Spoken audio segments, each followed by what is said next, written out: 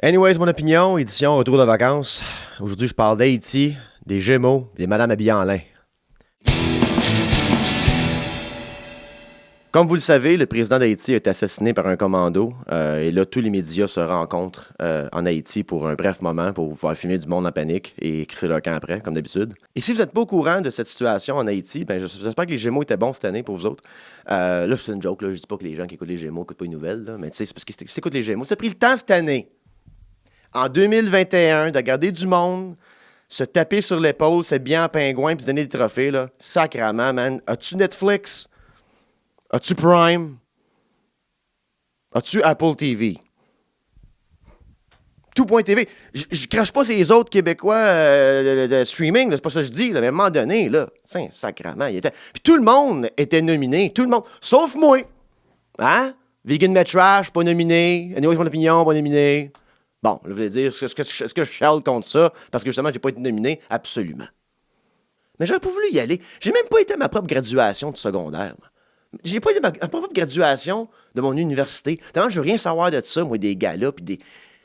À un moment donné, là, c'est tout ce beau monde-là pour être chez eux, avec le monde qui aime, tout nu à leur faire l'amour. Mais non. Ils prennent de leur temps, à se rencontrer entre eux autres. La majorité de ce monde-là s'aime même pas, en passant. Moi, je le sais. Moi, je suis en business, moi, Carlis. Il entend parler, moi. Il n'y a pas un chat qui s'aime là-dedans. Puis 80%, on se rappelle du pourcentage, c'est sûrement des abuseurs. Puis ce monde-là, ça se rencontre, là. Ça s'habille en pingouin. Puis ça se crosse entre eux autres. Hey, t'es bon, t'es bon, t'es bon, t'es bon, t'es drôle, t'es vraiment bon. C'est toi qui care pour ça encore aujourd'hui, là. Moi, je care pour voir le contenu, je suis content. Sais-tu quoi? Ton meilleur trophée là, comme créateur, là, c'est d'avoir une deuxième saison, une troisième saison, une quatrième saison. C'est ça le cadeau.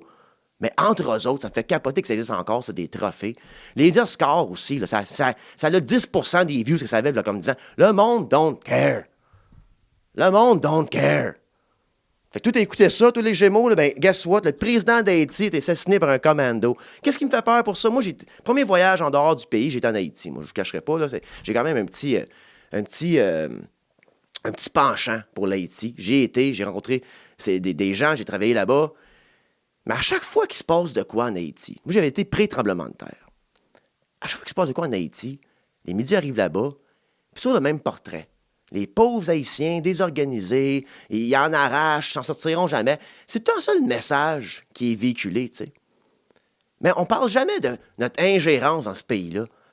Depuis sa conception, c'est le seul pays au monde qui a été libéré par eux-mêmes des esclaves. C'est incroyable, ça, là. Quand c'est arrivé, ça, là, les Founding Fathers des États-Unis, là, ils ont chié dans leur culotte. C'était comme fuck, faut pas que ça arrive ici non plus. Là. En partant, l'Haïti n'était pas aimé par les Blancs. En partant. Par ça, les Blancs, on a appuyé des dictateurs. Bill fucking Clinton. Bill Clinton, que lui, il aime l'Haïti parce que c'est son premier voyage, pas son premier voyage, c'était son honeymoon avec Hillary, il avait été en Haïti, lui. Puis quand ça comme à la merde à pogner davantage, puis le pays étant descendu économiquement, peu importe, ben là, il est devenu le défendeur d'Haïti. Mais Haïti, là, il y avait des fermes de riz, eux autres, vivaient de ça. Mais comment Bill Clinton a pensé aider les Haïtiens en donnant un contrat aux fermes de riz du Arkansas, son État à lui, pour dumper du riz partout en Haïti, puis tuer le commerce du riz en Haïti. Ça a commencé de même un peu, le dumping avec les Nations Unies, puis le développement économique, le développement international avec l'Haïti. Ça a tué un marché. Mais lui, tabarnak, son État était content, hein? Toute notre riz, il est downloadé là-bas. Du dumping, m'expliquer c'est quoi, OK? Toi, là, tu vends des dildos. T'es le king des dildos. T'as 3 compétiteurs dans ta région, dans ta même ville, qui vendent des dildos. C'est les meilleurs dildos au monde, t'sais. Mais là, l'ONU arrive et dit « Hey, le monde a besoin de se masturber davantage. On va faire dumper du loup puis des dildos du ciel. Ça va être livré dans toutes les maisons possibles. Toi, tu peux plus le vendre, ton dildo. Faut que tu le donnes.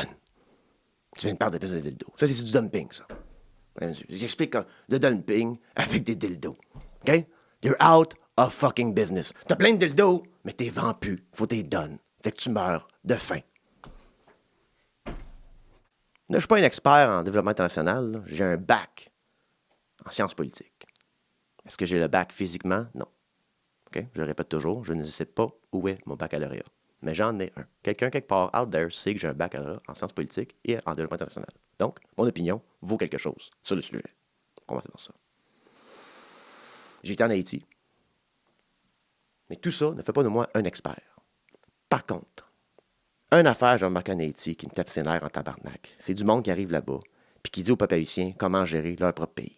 Moi, ça me fait capoter ben raide. Que ce soit les médias qui apparaissent pendant 2-3 jours pendant la crise puis qui crissent leur camp, ou que ce soit le monde habillé en lin. Hein? On parlait de madame en lin, là. Les madames qui s'habillent en lin qui s'en vont dire comment régler l'éducation en Haïti. Comment régler ça. Mais c'est jamais les Haïtiens qui ont l'argent non plus. Hein? Tout l'argent qui a été ramassé pendant le tremblement de terre, après le tremblement de terre, pendant les prochains 6 mois, puis ça, c'est un livre de Jonathan M. Katz, The Truck That Passed By, un livre super intéressant que je viens juste de finir, justement, que j'adore parce qu'il explique exactement comment que là, les organisations internationales n'ont jamais voulu que les Haïtiens, les institutions haïtiennes aient l'argent dans leur poche pour qu'ils puissent gérer eux-mêmes les portefeuilles de peur qu'il y ait la corruption. Hein? On n'a pas assez peur qu'il y ait la corruption. Que les Haïtiens, hein, on ne donnera pas de leur argent, là, on va ramasser des milliards, mais on ne donnera pas un esti de scène aux organisations haïtiennes de peur qu'il y ait la corruption. Mais guess what? Il y a eu de la corruption avec le monde des ONG. Il n'y a rien qui a été fait, esti. Il n'y a rien qui a été fait avec cet argent-là. Ça dormait pendant des mois, le monde mourait. Ça, l'ONU, qu'est-ce que l'ONU a offert à l'Haïti? Le choléra. Ils ont amené du monde travailler là-bas avec du choléra dans leur marde, puis ils ont semé le choléra là-bas. On peut-tu leur coller patience un peu aux Haïtiens pendant un bout? Là, il y a une nouvelle crise, là. On peut-tu les aider en disant, voici un chèque, puis on va vous aider. La gouvernance, sure, tout ça, mais il faut mettre l'argent dans les mains des institutions haïtiennes pour qu'ils puissent en sortir éventuellement, parce que, Colin, c'est du monde travaillant. Quand j'étais en Haïti, là, moi, là, j'ai rencontré un gars qui s'appelait Noël. OK? On va venir avec Madame en lin, là, pas long, là. Noël, là, lui, là, il était enseignant. Il faisait 2-3 km par jour en moto. Il fallait traverser la moto. J'avais été avec lui une fois. Traverser la moto de la rivière, la moto sur nos épaules, dans le coin de Jacmel. Montant en montagne, il enseignait aux enfants. L'école avait un trou dans le plafond. C'ti. Puis lui, il faisait ça à chaque jour, allait enseigner. Puis ça fait 6 mois qu'il n'était pas payé. On revient des montagnes, nous autres. T'es à Jacmel, en train de prendre un rum and coke. En train de chiller. T'es rendu un 6e rum and coke. T'es un peu chaud. On compte des histoires, on a du fun. Il y a un Jeep qui arrive. Il y a une madame en lin qui débarque de là. Québécoise. Elle m'entend parler en français. Fait qu'elle débarque. Elle me demande, qu'est-ce que tu fais ici, tout ça, peu importe. Moi, je dis, importe, exporte, tu sais. Fait que là, elle regarde Noël. Je sais pas ce que je fais dans la vie, là. Elle regarde Noël, puis elle fait ça de même. Puis vous, monsieur, comment ça va? Ben oui, hein, il fait beau aujourd'hui, hein? Hey, Toune! Il est pas lent, sacrément. Il est haïtien. Écoute, il parle de même. Et c'est ça que j'ai remarqué là-bas. Tout le monde qui s'en va faire du développement, là, traite les Haïtiens comme des enfants, pendant qu'eux autres travaillent à chaque jour, resti, pour un souper le soir ou pour sortir leur pays de la situation qu'ils sont dedans. Puis on respecte même pas leurs idées, on respecte même pas leur travail, puis tout l'argent qui est rentré là-bas dans les ONG, ils se bâtissent des murs plus hauts, avec de la barbelée plus haute, puis des meilleurs Jeeps, des meilleurs trucks. Si on veut aider vraiment Haïti, je ne sais pas comment, mais c'est sacrément, c'est pas au travers des ONG certains. ONG haïtiennes, absolument. ONG d'ici, get the fuck. Ramassez de l'argent et donnez-leur de l'argent. Power to the fucking people. Give them some goddamn money. On la donne anyways. Mais on paye Sean Penn, Bill Clinton à faire quoi, là?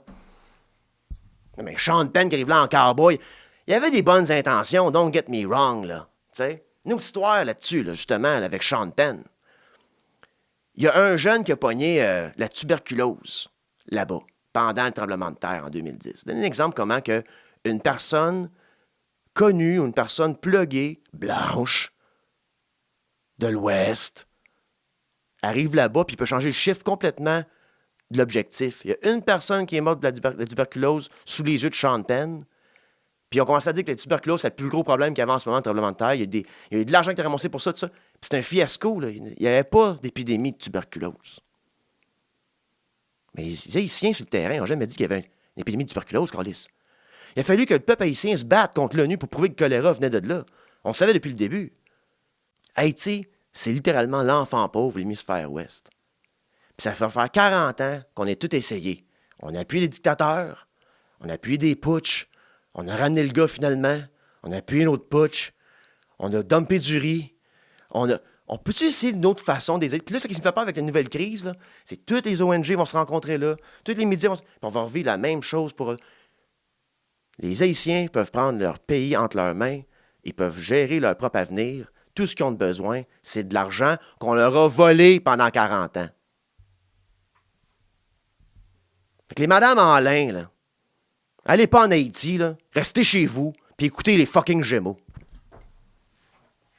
Anyway, c'est mon opinion. Puis là, je reste assis, là, parce que sur le Patreon, là, je vous conte mon histoire de mon voyage en Haïti en 2008. Hein? C'est 5 piastres. Au pire, tu payes 5 piastres, t'aimes pas l'histoire, tu coupes le bill, puis tu payes pas le mois prochain. Pas pire, ça? Anyways, mon opinion.